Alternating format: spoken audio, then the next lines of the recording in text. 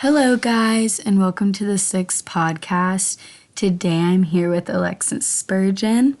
A little background about us. We've been friends for how long? 13 or 14 years. Yeah, we've been friends for a while. And the topic we're covering today is basically relationships. And as I'm moving on to college, just how to navigate all of that. I think it's good to talk about friendship with Alexis because I think she has been one of the only friend that I've stayed consistently good with. We've never fought. Yeah. It's been 15 really years cool. of just straight friendship and literally no problems. I know, it's actually kind of bad. We're saying this and then something's going to happen. But basically, Alexis is a year younger than me. She's a junior, and so I'm going to be graduating this year, and it'll be the first time we'll be apart. And so it's just interesting, and I think we're going to basically talk it out over a podcast because I think a lot of people are going through that, whether it's a boyfriend or girlfriend that you're leaving behind or any sort of friends or even friends that are just going to different colleges. It's hard to maintain relationships while also wanting to move on and wanting to meet other people. And I think it'll just be good to cover all of that. Okay. Sorry, we're on Alexis's bed, so if you hear ruffling or anything, that's why. Right now in my house, the floors got torn up because someone flushed something down the basement toilet. So the usual place that I record podcasts is now under construction and there's a fan blowing. So you guys would be really annoyed with me if that noise was playing in the background the whole time. But anyway, today I feel like a good place to start this is talking about what I'm going to do in college and kind of how I made that decision, because the one thing that's similar between me and Alexis is that we're very similar academically in the way we approach life and how we handle and balance having fun with friends, but also being mature academically. I want to major in finance, go into business, and I think Alexis is wanting to go into some sort of similar field. We're both very math people. It's funny, junior year, I doubled up taking AP Stats and AP Calc, and that's exactly what she's doing. So I feel like we're both on similar pathways. Starting off junior year around this time that Alexis is in right now, I started researching colleges and trying to figure out where I'd want to go for the next 4 years. And honestly, an Indiana school was out of the picture. The only school I planned on applying to was Butler, and it was because my dad went there and he basically forced me into it. IU wasn't even on the list and it wasn't on the Common App, and I actually added IU last minute right before the deadline because I was like, you know what? What hurts to apply there? It's a quick little essay. I'm just going to do it. I'm just going to apply there. Flash forward a year, and now I am going to IU. So I think just a little bit of that was that I got into most of the colleges, all but one that I had hoped for, but the one that I didn't get into was Michigan. And I think overall Midwest business schools, I think Ross is the only one that has Kelly beat when it comes to a top 10 normal tailgating college experience. And so when I didn't get into Ross, it kind of confirmed that okay, Savannah, I know it's Indiana and you don't want to stay in state and you don't want to stay with the same people. You want to be that bougie, you know what, that goes somewhere else and flexes on people. I don't know. But that was always in my head that I was I'm getting out of this state, I'm getting out of this town, I'm not staying there. And I think that's what drove me so much to go out of state was the fear of going to an Indiana school and getting stuck in Indiana. But as I matured and researched more into it, I realized, okay, even if I lived in freaking Nebraska, I'd probably want to go to Kelly because it just happens to be a very good school in Indiana. So I think that's what helped me make my decision, just the risk and reward factor, when it comes to how much money it is, when you're in state tuition, all of that, it's just very hard to pass up. So, Alexis, do you want to talk a little bit about what you're planning on doing in your future and a little bit about your academics? Yeah, well, mine is like really pretty similar to yours. I'm probably going to go into economics of some sort, and honestly, I can see myself ending up at Kelly next year. Like, but it was the same with you, where I have this mindset of I want to get out of Indiana so badly.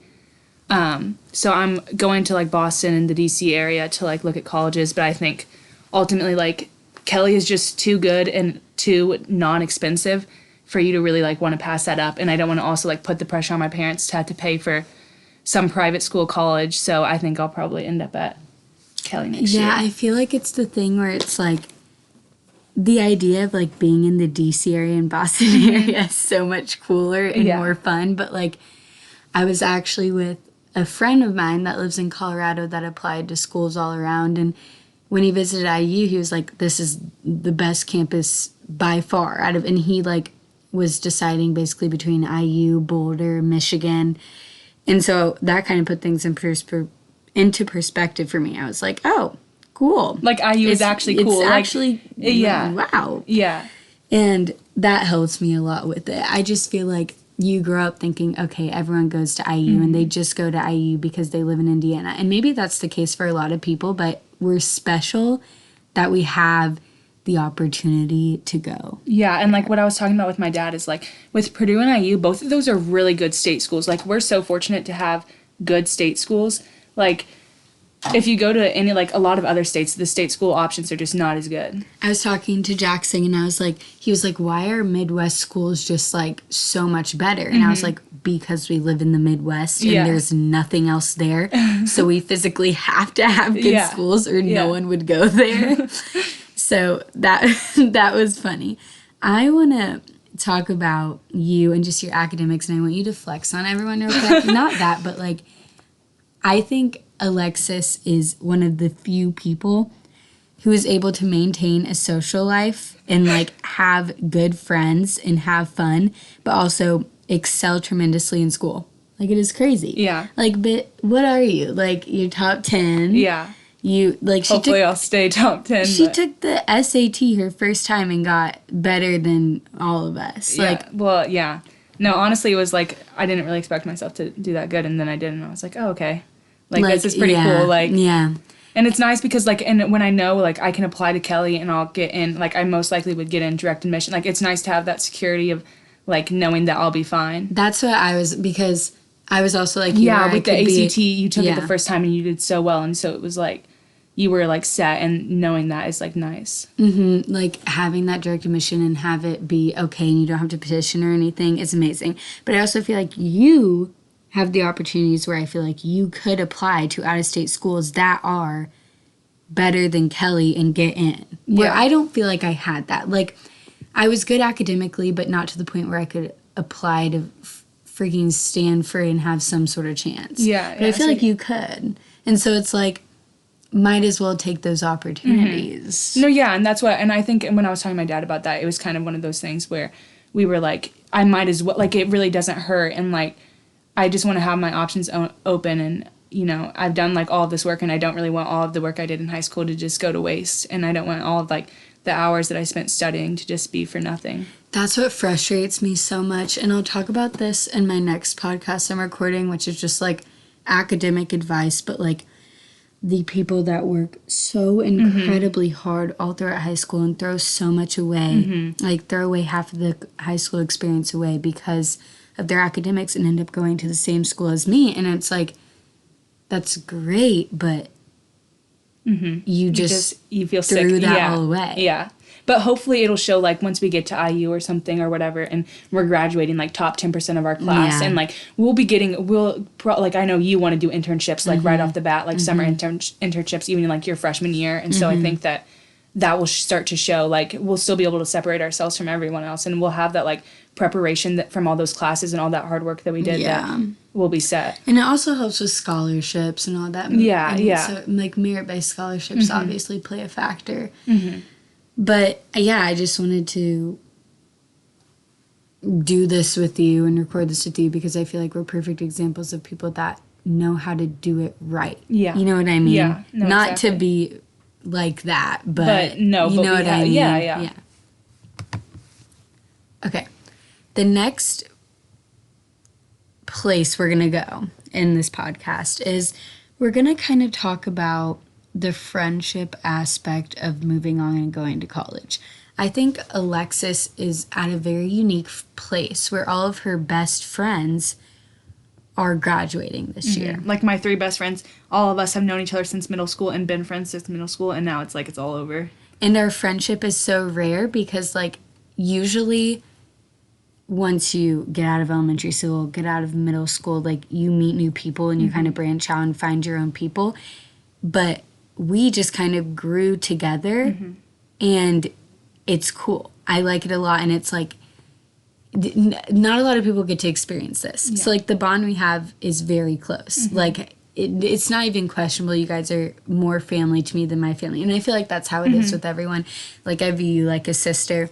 And so we were always, like, in, like, freshman year, we were like, oh, my gosh, Alexis, when we're going to graduate, and then you're going to be left alone in high school. It was like a joke, like, haha, Alexis. Ha-ha, and now it's like, oh, that's happening. But I have to applaud you because you've done a good job, better than I think we all expected, all of us, even you, at, like, being able to meet people and, like, branch out a little bit and, like, talk to kids in your grade and create friendships. And I kind of think you should talk to the people listening about how you did that, because I think that's something that a lot of people struggle with who are in, like, the same position as you. Yeah, because, well, like, I know, like, I remember since it's kind of one of the things where when you've had a friend that you've been so close with for so long, and, like, I just never even considered thinking about, like, oh, I should have other friends. Like, it's not necessarily the most healthy thing to just be, like,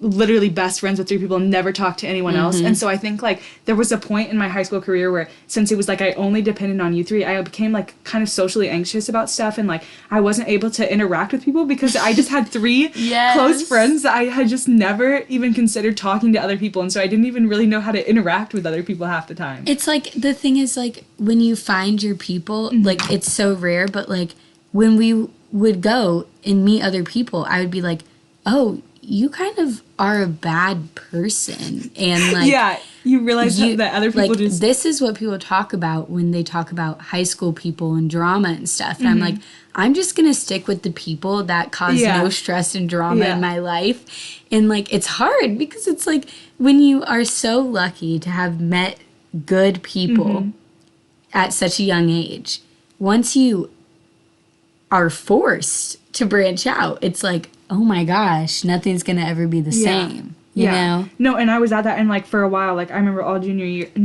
sophomore year, I was like, oh crap, what do I do? Like, I literally don't even know who my friends are gonna be. But then I think as junior year has, like, started to come around, and I think soccer too has helped a lot with, like, forcing me to, you know, make new friends. And, like, recently I joined the tennis team, and I think that, like, all of that has just helped me so much in trying to branch out. And I think I've kind of learned, like, this year, like, we've kind of talked about it, and since it's become more real, I've realized, like, oh, I need to make new friends. And I have met, like, met a lot of other girls and, like, a lot of other guys and people that I realized, like, oh, I actually do like hanging, like, I do like, and I've been able to deal with it now. Giving them the chance. Yeah, like, because before it wasn't even a question. Like, I would never have even thought to branch out and, like, go talk to someone new. But now that I have, I think it's become a lot easier.